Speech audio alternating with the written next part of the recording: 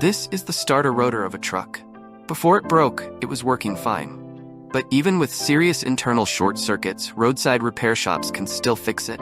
How do they do that? First, to repair the short circuit inside, the mechanic has to remove the damaged part at the head of the rotor. Then, they heat the rotor to melt the internal insulation oil, making it easier to disassemble the copper strips inside. After heating it for about 2.5 minutes, the mechanic can straighten the bent copper strips. Since these copper strips will be reused, after adjusting and straightening them, they just need to gently tap with a small hammer, and the copper strips will gradually separate from the rotor.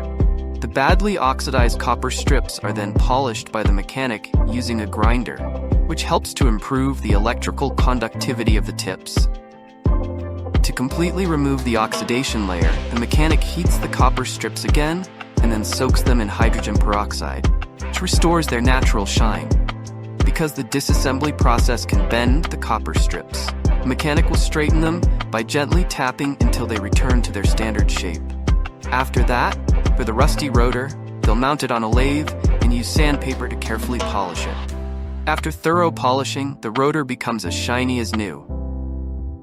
Before reassembling, the mechanic will mark and cut the insulating sheets on both sides of the rotor, the correct size.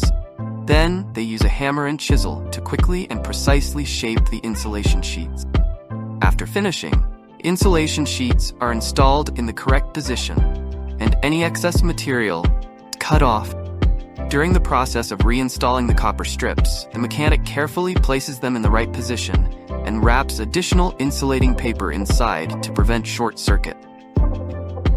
Next, they use pliers to bend the copper strip terminals. This process isn't simple because the direction of the terminals must be set correctly. Once finished, the mechanic installs insulation paper around the terminals and positions the part that makes noise back in place. The terminals on the outer ring are quickly installed. The mechanic also adds more insulation paper to the middle part before installing the outer copper strip terminals.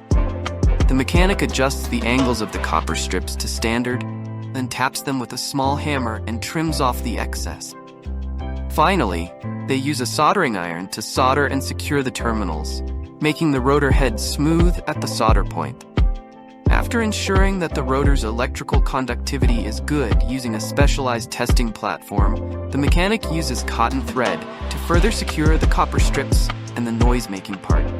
Finally, after applying a layer of insulating varnish, the repair of this rotor, which had lost some of its insulation capacity, is complete.